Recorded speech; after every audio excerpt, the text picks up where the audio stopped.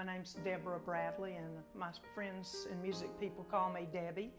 I grew up in the panhandle of Florida, where there was abundance of musical opportunities with high school band, and I was in a place called Crestview High School, where I learned, to play the saxophone and drums and trumpet and things like that. Very inspired to be a part of a band.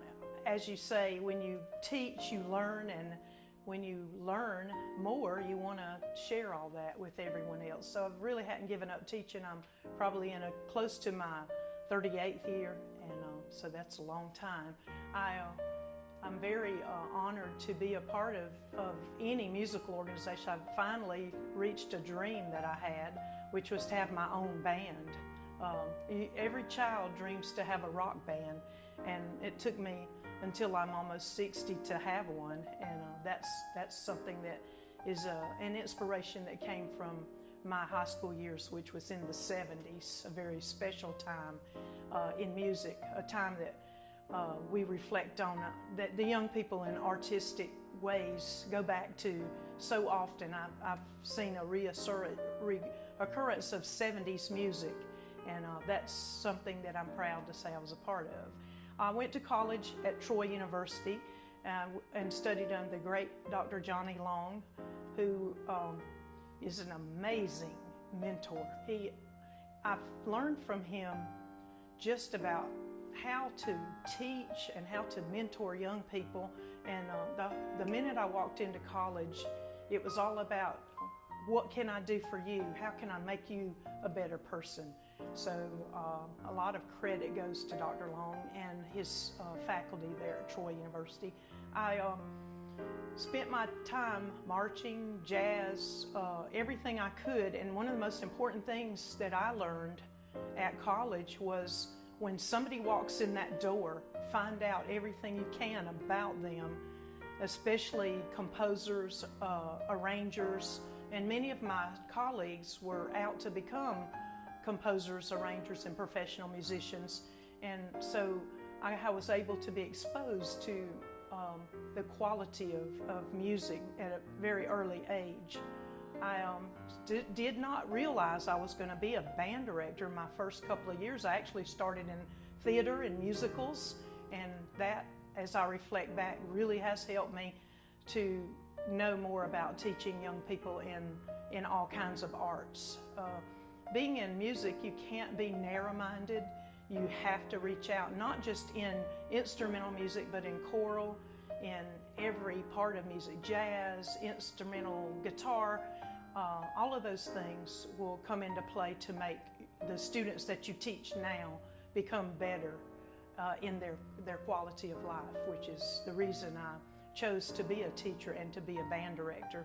So it's important to learn everything you can about what you're doing and listen. I think if I had one thing to say to anyone, is to listen to other people about where you want to go with your life in music.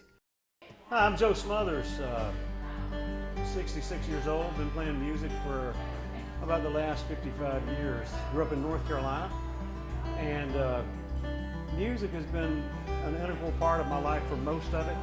I toured the world in a Grammy-winning group, and when I quit that, I got out of music for about 25 years to take care of my family, and now that I'm retired, I've kind of gotten back into it. But I can tell you, music is I think, the most immediate media there is that can cause a reaction.